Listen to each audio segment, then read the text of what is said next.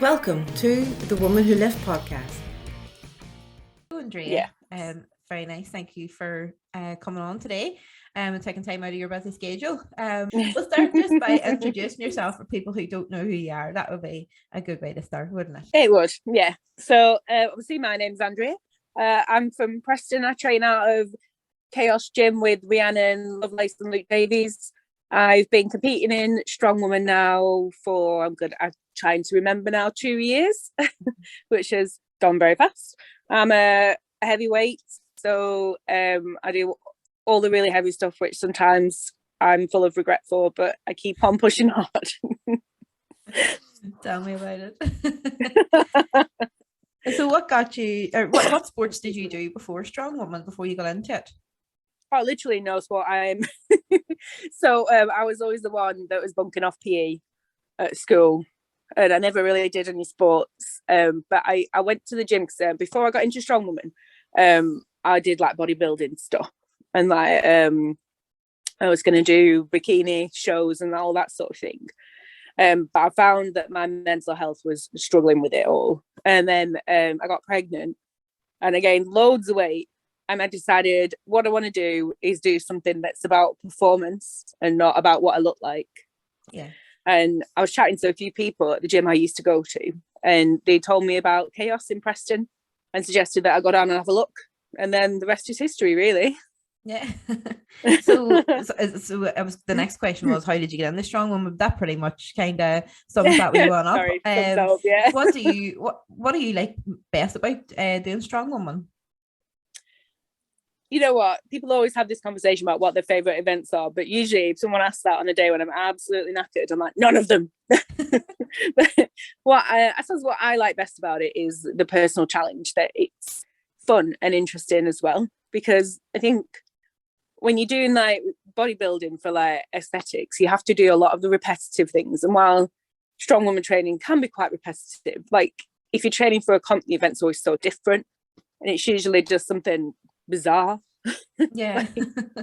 running along with a keg, and it's just like doing that is just really different than anything I'd ever done before. And then the people that I met doing it, you know, you just like, you meet your people and you just know you're going to click and they're your tribe. So that's sort of why I carried on with it, really. Yeah. And you said there about, how doing the bodybuilding that affected your mental health. What way did it affect your mental health? Well, I just became a little bit obsessed with what I weighed, what I looked like, and however small I got, it was never enough. And it ruined my relationships with friends and family. I mean, obviously we're fine now, but it was a very difficult time in that I wouldn't do anything other than eat what I was told to eat. And even then I'd try and eat as little as possible. And it was just, I was obsessed with people's opinions on what I looked like. Yeah, because you're constantly, I know my sister used to do it, so she was constantly comparing herself as well to people in her category.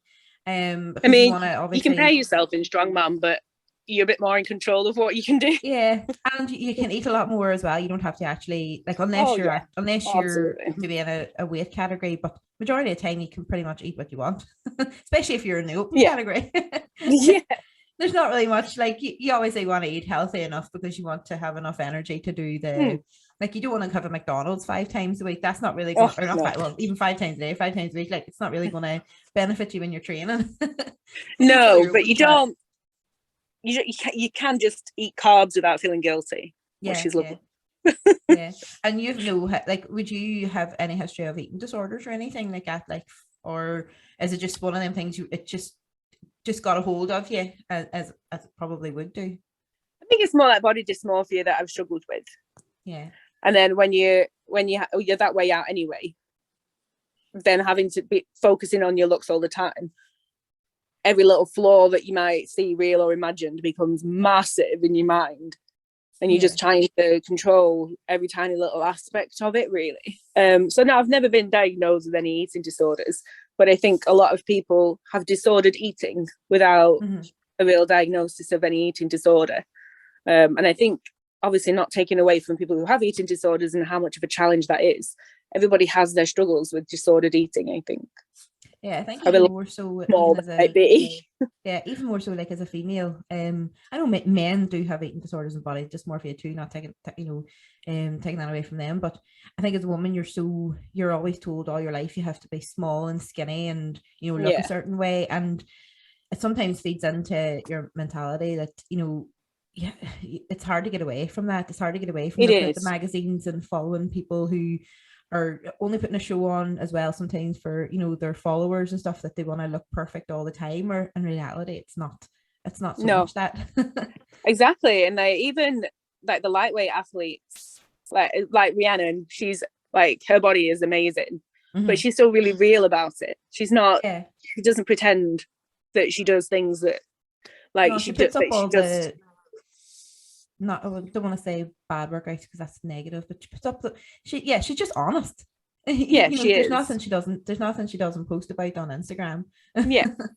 But the thing is that's good, because especially for someone up and coming in the sport, you need to know what's real and what's just a front. And I think people like Rhiannon and Luke as well, who's open about what he eats and what he doesn't eat. And I think this is really helpful. And then when you go to competitions, you'll see women across the categories who are still all shapes and sizes, but their bodies are amazing because look at what they're doing. I know, and what we put ourselves through for competitions. I know, it's crazy, isn't it? Yeah, it is pretty crazy, and nobody realizes sometimes how much work you put into it as well. What goes on behind the scenes. You trained for six bloody months to get that deadlift, and then you don't get it on the day. Yeah, and like, would you find like I would have had a bit of disordered eating, or I had an eating disorder when I was younger, so my periods kind of disappeared. So whenever you were doing between the bodybuilding, between that and the strong woman, do you notice a difference even in your periods and stuff like? Yeah, like I feel a lot healthier in terms of the balance of the hormones in my body, and especially of having like I started strong woman like 6 weeks after I had my baby. Right. So I found that definitely helped me to get back on an even keel with, rather than trying to panic and crash diet. That helped me balance things a little better. But yeah, my periods were all over the place before. I'm surprised I got pregnant, really, to be honest. But now I'm pretty solid, really. Cool. So I think it was in the World's Strongest Natural Woman, your last competition, wasn't it? It was, yeah. That was the week before Christmas. Yes, that's right. God, how did you find actually like traveling over there with COVID and stuff? Were they quite it wasn't strict? So bad. They were strict, but they were more strict about getting back into the UK. In Finland, they were. In the UK, they didn't check anything. But before we left Finland, we had to do. We'll not get into that one. I'm not a political person. No, I don't get involved in that. But yeah, it wasn't too bad. I had to take tests before I left, and then obviously I had to isolate when I got back before I took another test. So yeah, but not too bad. What age is it's a wee boy you have, isn't it? Yeah, he was 3 on Boxing Day. So you got because there was I think 2 people didn't get over to the competition because they were worried about having to maybe miss Christmas. I think because they were in Ireland, I think, and there was one somewhere else. So how did you feel? Did he come with you, or did you go over on your own? No, just because of how complicated the journey was. I just thought it was a bit much for him. Yeah, and he's so young as well too. Like probably stand around for that length of time. Was it over 2 days or one? I can't remember. I think it was over... It was supposed to be over 2 days, but due to COVID regulations they changed it. Right. So they put some categories on one day and some categories on the next day. So it was all like 8 events in one day.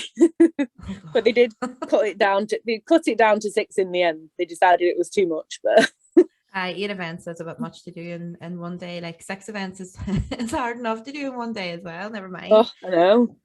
So what was your events again? Talk me over it. So there was an axle overhead for reps. I think that was 70 kilos.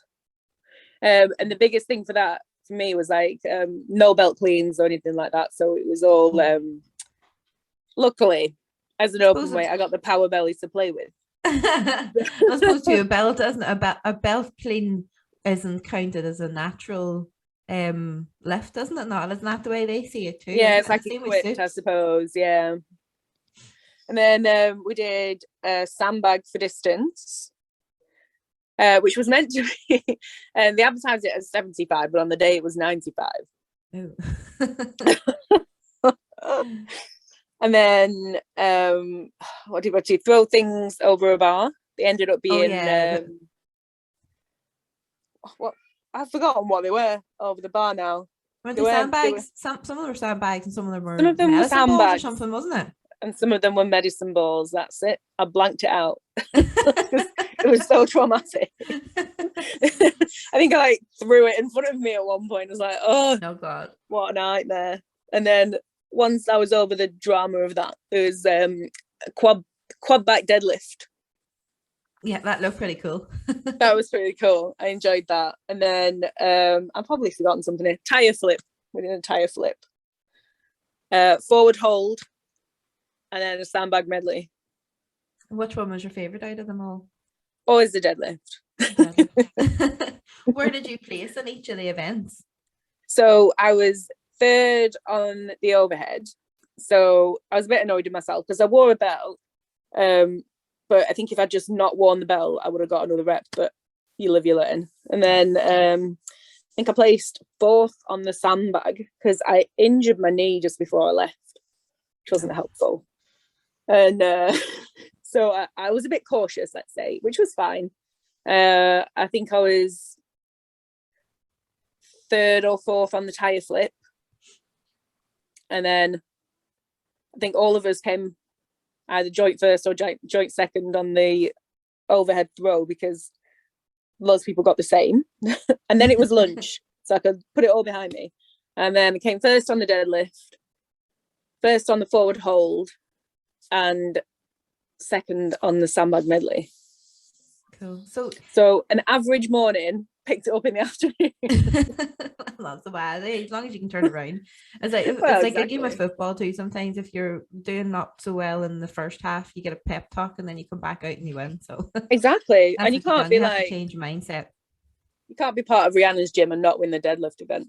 Yeah. I know. You've got the world's strongest woman, the world's record holder. Yeah, she's deadlifts. You kind of have to smash that one, don't you? Holder, yeah.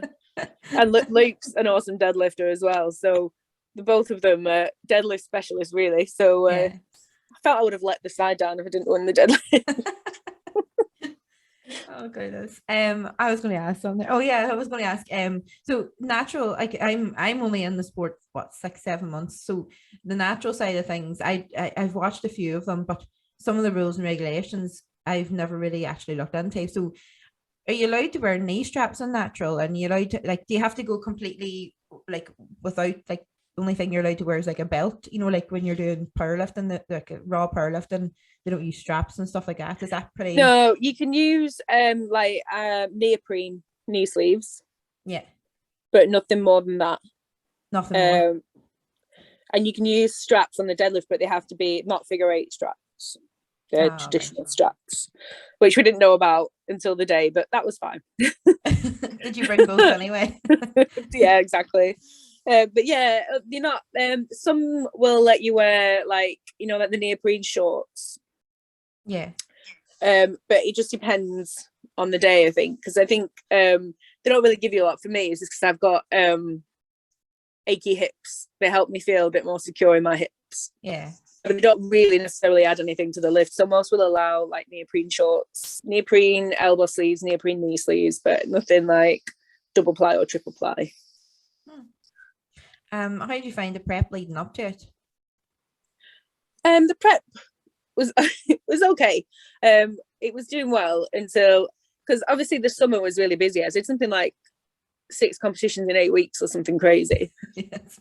And then honestly I was feeling fine, and then I went to Europe's and I just was like, I was exhausted.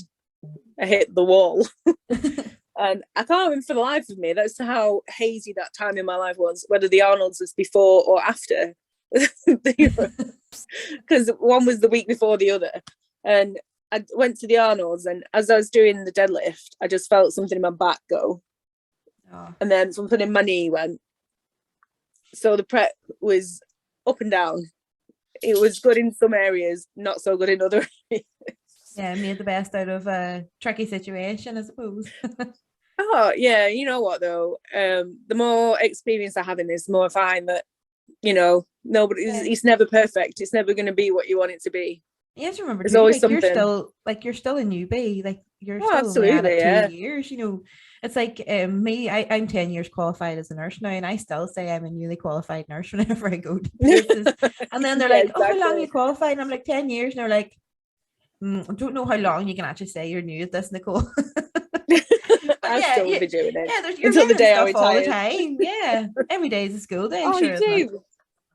And I tell you, every single day there's more and more women coming into it. It's amazing. It is, yeah, and it's good to see. Like, it's good to see now that even the women are being more put out there as well. Like this year, and definitely between, like, everything's being televised and everything's being put on social media and stuff, and it's really good to see. It's really encouraging. And it's, I find as well, there's less of a starting to get less of a stigma around women building muscle, lifting heavy, and maybe lifting heavy than some men. Oh yeah, there's still a whole thing about, you still have to look pretty, but at the end of the day, if you want to be pretty and glamorous, then be pretty and glamorous. If you don't want to be, then don't be. Yeah, and I don't give anybody shit about it. Be who you want to be. I think one thing strong woman and strong man should be is just be yourself. That's it. And I think you are able to be more yourself, I found anyway. Definitely. Definitely. It's not a fashion show, or we all have the same kind of gear that we wear. Maybe somebody might wear pink or purple, but it's still pretty similar. It's not a fashion show. No, it's not. What I'm trying to say. Sometimes I put lucky lipstick on, but that's about the level I've got. Yeah. I'm only putting on the lipstick and makeup because I'm just rolled out of bed, basically. So how they look, not as white. Oh, I have that problem. So tell me a wee bit about your nutrition then. So obviously it's different to what you were doing previously with the bodybuilding. That obviously you're probably on a lot more calories and macros and stuff. So does somebody program your meals? Yes, I work with Jo Robinson. She's MNG Nutrition, and she's actually amazing. I would work with a few different people. I say a few. I worked with somebody before her, and it was fine, but I just felt I needed somebody different. And I've always just Jo. I feel like she understands my body and my mindset really well. Yeah, like she puts a lot of effort into tailoring it around me. So when I was bodybuilding, I was down to something like 1,100 calories, and I was still not losing at a rapid rate, really. And doing that for so long, I feel has really hindered me now. Whereas a lot of people who my weight, I'm like 100 kilos. A lot of people my weight can eat a lot more, but I'm still trying to rebuild my body up to handle more and cope with it better. Yeah. So we're working on that to try and increase the calories so that I stop just to a point where I just maintain all the time. But like Jo says to me, the amount that I'm eating to maintain at the weight I am, something's not quite right. So the balance needs to be tipped a little bit. But she's so detailed with everything. But she doesn't tell me what to eat. She just gives me macros, really. Yeah. If I didn't know, she would tell me what to eat.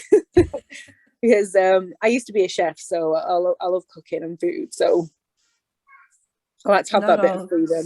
As great as chefs are, like my sister-in-law is a chef and as well, so I know the crack. Like everything, you make everything very, very tasty, and sometimes it's not all very, very healthy. Honestly, because the thing that makes things tasty is butter, and salt. Yeah. There's some butters out there that are healthier options, but they're never sometimes tastiest options. You can make really tasty, healthy food, right? But then you'll eat a dish that's been cooked by a chef that's like full of fat and salt, and you know what you've been missing out on. Yeah.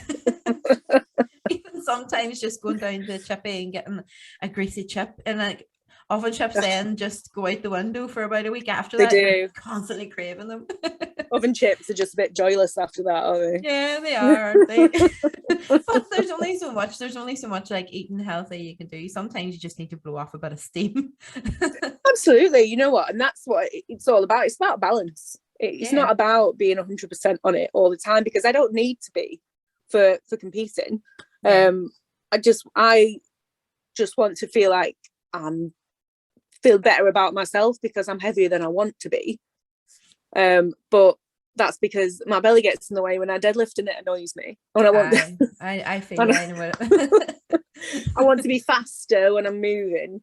So I really have just sort of changed my focus in things, really. Yeah. But it's still heavy, still a lot of food, more focus on nutrition than you would have thought.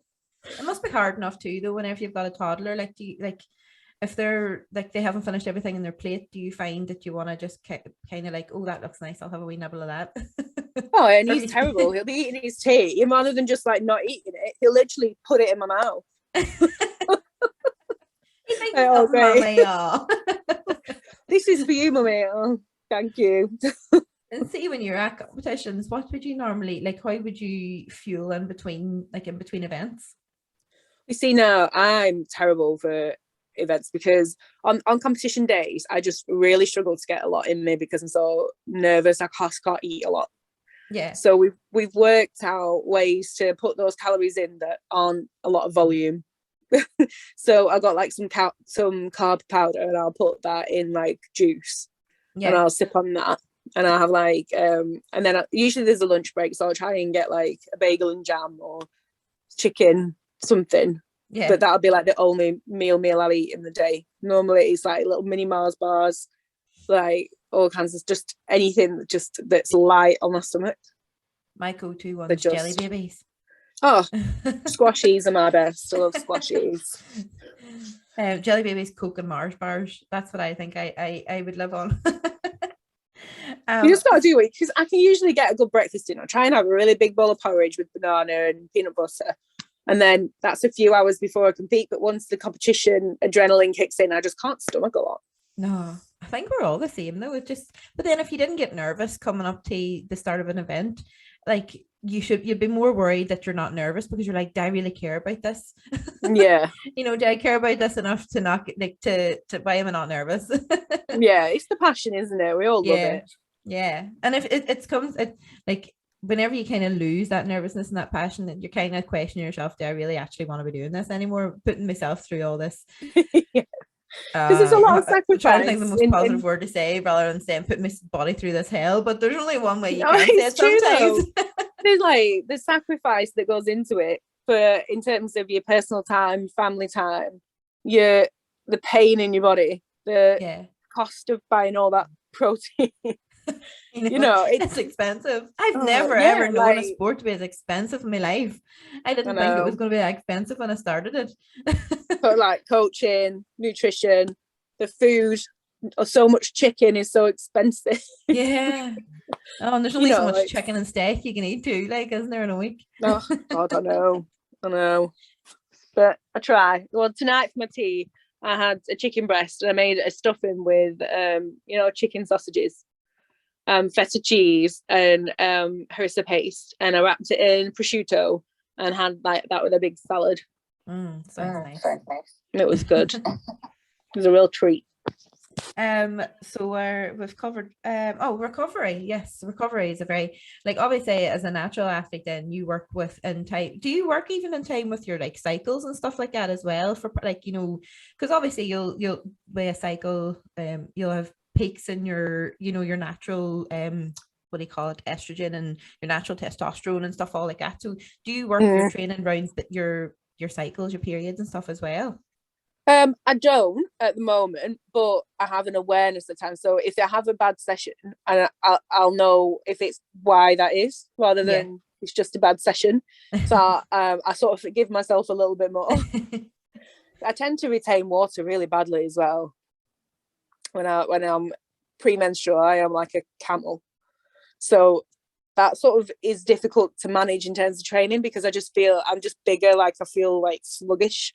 Yeah. So I just try to, like I said, just like forgive myself a little bit for those bad sessions during that week and try and make up for it the rest of the time.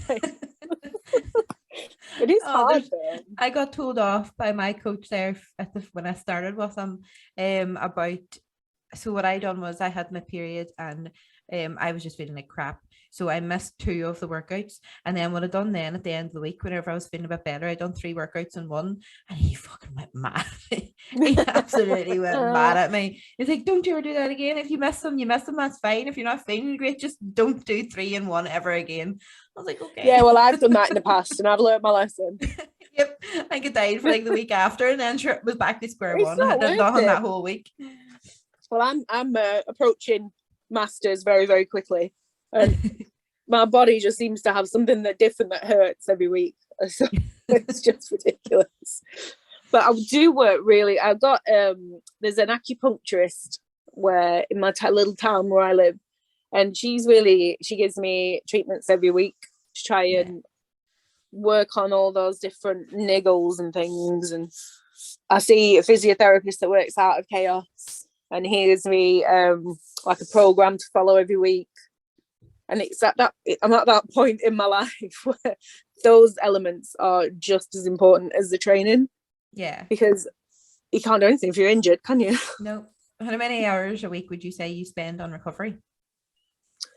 Well, I train 4 days a week. Mm-hmm. So I tend to on a Wednesday, I tend to try and make that a real total rest evening. So I'll have a bath. I'll try and just take a lot of me time. Whereas at the weekends, because obviously I've got the little one running around, it's a bit more active recovery. So in terms of hours on recovery a week, probably only like an hour real. And then I'll do like half an hour before each session with my physio that I'll do. And I'll see him one-to-one probably once a month. And then I have an hour a week with the acupuncture as well. So you just squeeze it all in somewhere. Yeah. And you work full-time as well too on top of that? I do, for social services, yeah. At NHS or in the just out? No, in the community. Adult or children? Adults. Children's would be hard. Well, adults is just as hard too, but I couldn't do children's. No, I couldn't do children's either. No, I wouldn't. Definitely not. I would have handled it better before I had my little boy, I think, but no, I just couldn't do it. Yeah. Couldn't do it. So in 2021, I'm just going to run through this and we can talk about it a wee bit in a minute. So you've got first in the BNSF England Strongest Woman 21. You got first in the strength games as well in 21. First in BNSF, because that's a tongue twister saying that. It really BNSF in full. And that's the British one in 21. And then you have a third in the, I'll say Europeans, what says WHEA, I've wrote down WHEA, but I can't remember what that stands World for. Heavy Events Association, which is like the overarching umbrella for the natural. And that was in 21 as well. So you've had one hell, and you've had Arnold's as well, didn't you say? I did Arnold's, yeah. Any other competitions in that I've missed out? Just a couple of local ones. I did Preston Strongest Woman, and I did Queen of the North, both won at Kaos. Cool. So, and then where'd you end up I came second in both of those. Cool. You have a reign of titles then. Oh, I did, but then before 2021, nothing really. I was just on the peripheries all the time. Yeah. And then genuinely think that like lockdown in 2020, when I was forced to have like 3 months totally off training, when I was able to get back to any form of training, I just seemed to just jump up a bit. And I feel like that rest and like focus really helped me. Yeah. I think I realised in that 3 months that I wasn't able to train in any way how much I wanted to do it. Yeah. So when I came back, I was like, right, we're going to do it. We're aiming high. And do you remember any of the events from any of them? Can you remember even what one your favourite was in them? I got the BNSF record for the silver dollar deadlift at the Brits. Oh yes, I've seen that. Yes, that was a good one. 250 kilos. Wow. And then I got all kinds of like fun events that I've never done before. So it's good. Like a lot of BNSF really seem to like sandbag for distance, which nobody enjoys. That's probably why they put it in. It's like doing burpees. If you have a PT and you say to them you don't like doing burpees, you've got burpees guaranteed every time you do the workout. Oh, I know. So one things that have really improved for me is my deadlift this year. Like I've really done some big leaps in my deadlift. So that's something that, like, when it's in every each one of those events that I've done, it's been my best event. Yeah. So I'm really happy. Could not be with Rhianon being your coach, as you said earlier. I know, I'll be in trouble when I. But it's been like a lot of throwing and more explosive work that I've really tried to work on and improve. So as I'm like a bit of a classic heavyweight in the fact that I've not been good at moving events historically, but I've really worked on that, and getting like winning moving events is such a new thing for me. So that's like a big takeaway for me from 2021, like winning or coming second in any moving event is awesome for me.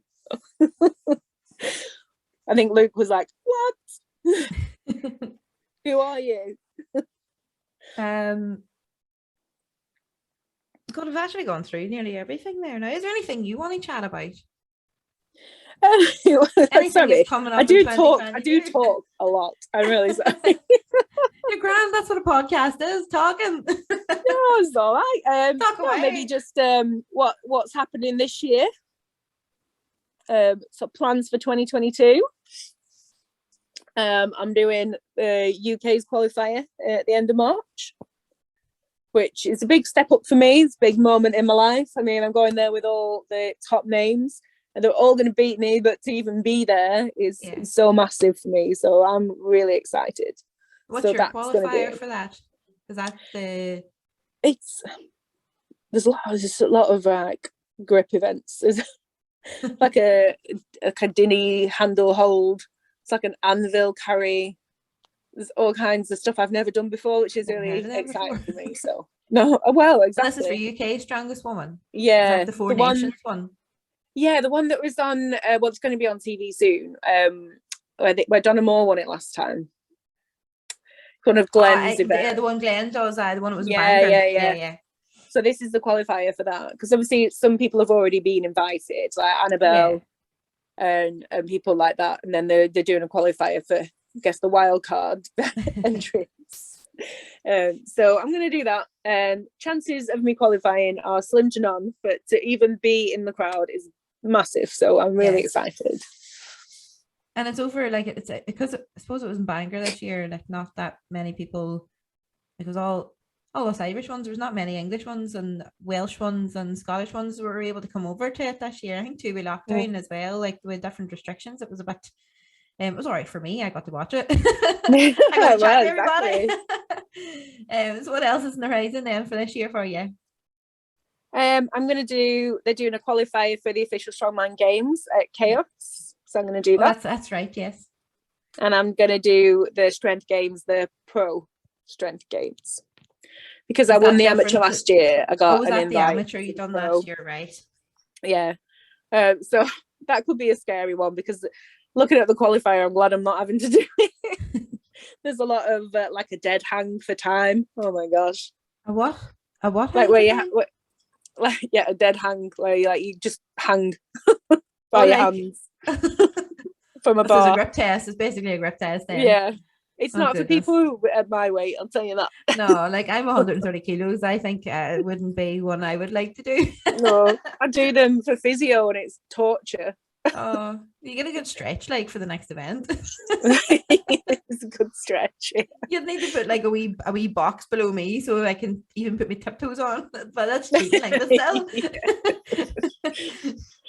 But yeah, I'm trying to step up my game even more in 2022 and see what happens, really.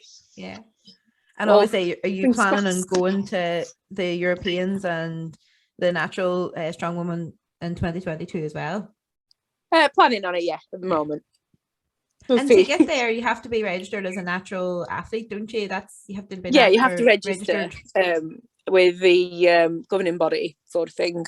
Yeah. And then when you do competition, it's like you sign an agreement, an anti-doping agreement. So then you can be subject to like random testing at events. So did they test anybody this year in any of them? I got tested at Brits. Yeah. How does that? It was really intimidating. So there's like, obviously they follow you to the toilet while you're having a wee and everything in the pot. Like I had no idea what was going to happen. And, you know, apparently you don't make jokes with the drug testing people. Did you make a joke? I made a joke. Yeah. And she looked at me. I was like, I'm so sorry. What did you say, dear? I don't even remember, but it was obviously a bad thing to say. That's like something I would do too, mind you. She just looked at me like, no. Suppose they are like the anti-doping police. Yeah, no, that was the only place I've had testing, but they can do it at any point. So it's just a urine test. They don't take any bloods or anything. No, just a urine test. Huh? I know you can tell a lot from urine, but I didn't think you could tell like if you were like. I know you can check out what do you call it, infections and all that crack, but I didn't realize I don't know the science behind it, but it was quite stressful because obviously I've been competing all day, and you have to fill like quite a big pot. I was like, I don't know if I can do it. Oh my god, pressure's on. So they don't test you. They don't test you. Like I've heard that they test you 3 months out. They test you like at random parts during, leading up to the event as well. I haven't been in my experience, but you sign up to the agreement that they could do that at any time. So you don't know. Suppose it's just part of the. You sign it. That's it. It could happen. Yeah. Oh goodness. I suppose they haven't caught anybody out yet. Like, have they? You would have heard about it. I don't know.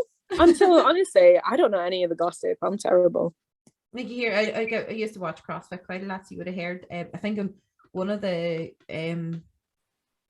CrossFit games, there was the boy that came second.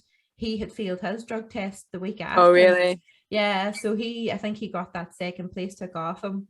And I've seen now he's only recently just come back, so I would say there'd be a lot of he must be under a watchful eye. Yeah, you will be. Yeah.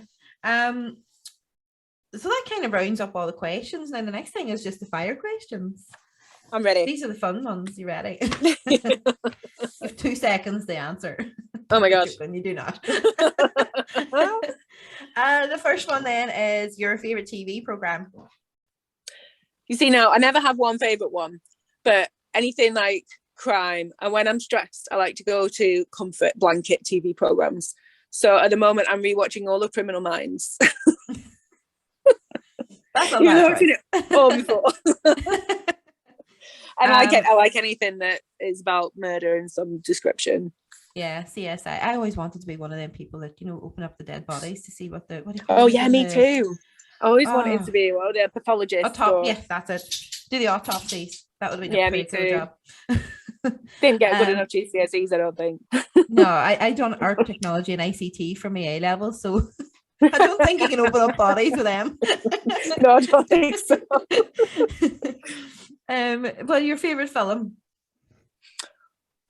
Oh, you see, now probably something really stupid like Clueless, because I've seen that 1,000 times, and that's something I always go to and I don't have to think. Yeah, it's a good film. Your favorite band? Oh, a band that I've seen a few times is probably the Levelers. I've seen loads of times. A band that my dad's a big fan of, so there's sort of family ties there. Lots of memories of going to watch concerts with my dad. Cool. Your favorite drink, alcoholic or non-alcoholic? Non-alcoholic is definitely coffee. Mm-hmm. And alcoholic's probably champagne. Yeah. Not that I get to drink a lot of it. No, not whenever you're training and stuff. Like, you kind of feel guilty if you have a wee drink at the weekend. You do, don't you? Even though you've worked your freaking ass off. Your favorite meal? Oh, see, I'm a real sweet tooth. I love a pudding, but so I like my favorite meal is anything Spanish. I like tapas and that sort of thing. Like, I like chorizo, so like Probably like a big tapas feast with loads of chorizo and then cheesecake for pudding. I once went to a tapas bar. I never heard but Ireland's pretty small, as you could probably guess, and there's not an awful lot of. I've never heard of a tapas before. Anyway, I went over to Liverpool for my first year, and I met up with one of my cousins, and he asked me to come to a tapas bar with him. So I didn't realize that you had to order like wee small dishes, and I didn't realize it was all small. So I ordered one thing, thinking it was going to be this big, massive dish, and it came out and it was like not even the size of my hand, and I was like, "What the fuck is this?" And I was like, £8 or something, and he was all, "You're meant to order like several wee options, and I made like choose from it." And I was like, I think you could have told me that beforehand. Like, yeah, that would have been helpful. Yeah, that would have been very helpful. I never went into a tapas again after that. So the next one's tea or coffee? Definitely coffee all day long. Can't stand tea. Your favorite holiday destination? Probably the place that I've been to most, really. Probably Barcelona. I've been loads of times, so I always like it there. Yeah, it's very nice. I've never been. I need to travel more. We all need to travel more. There's so much places to go. If you had a bucket list, what would be on it? I really want to do a skydive. That's one thing I've always wanted to do. You're not feared of heights, then I take it now. No, no. Maybe once I get up there, I might realise actually I am. But anything like that. I mean, obviously, there's loads of travel that you want to do. But if anyone asks me one thing I want to do before I die, maybe the thing that would kill me, is a skydive. It would be pretty cool. Like, I mean, it's not that often you would probably ever get to try it. Like, but no, me and heights don't go. Are you an early bird or a night owl? I'm a night owl. Your favorite superhero? Favorite superhero? Black Widow. Your so fancy dress to you should mean the same as it does to me. So Halloween costume, that means. But I asked somebody in America, or was it in Canada, and they fancy dress, I think over there means like, you know, fancy actually like ball gown stuff. So they answered it differently to what I meant. So I always make sure I know what you mean by fancy dress. Your favorite fancy dress? Oh, the favorite one I ever did was I dressed up as David Bowie in The Labyrinth. You probably showed at me, like, but I don't think I know who that is. The Labyrinth is like a film I was obsessed with when I was a kid. And David Bowie's in it, and he plays like this goblin king. And he's got a really big blonde, like a big blonde mullet. He wears like really tight trousers and like a flouncy shirt and sings very dramatic songs. Oh, cool. Your favorite gym day? Oh, deadlift day every time. Your favorite city? Oh, my favorite city, Berlin. Berlin. Your favorite other sport? Oh, other sports. Yeah. What's that? There are other sports. Oh my god. I don't really like a lot of other sports, but if I was going to do it, I watch football with my dad, so probably football. Cool. Your best performance, the one that's most memorable? Even though I didn't win, probably Preston's Strongest Woman, because I hit PBs and I found a little bit of determination in myself that sort of set the vibe for the rest of the summer. So it was really good. Who all competed in that with you? Well, do you know Molly Wagstaff? Yes. It was her that I was tied for first with. Right. I can't remember anyone else. I blanked it out because it was the day after England's Strongest Woman. Oh, you done 2 events 2 days in a row? We did. Oh my god. But like before that, I don't do Atlas stones very often. So my Atlas stone PB was at 80. But you could do either 80 or 105. But Molly had done like 105 for 2, so I was like, well, I've got to. And Bex Compsey was there. She was like, no, don't. I just did 2 reps at 105. I was like, who even am I? Like, where did that come from? I like how there was no even in between stone. It was either you do the 80 or the 105. Yeah, it was. I was like, well, you know what? Actually, I've never been able to find before that that special place to get extra out of yourself. Yeah.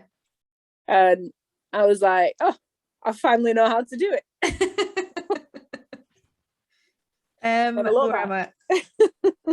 Oh, here. So who would your greatest of all time strong woman and strong man be?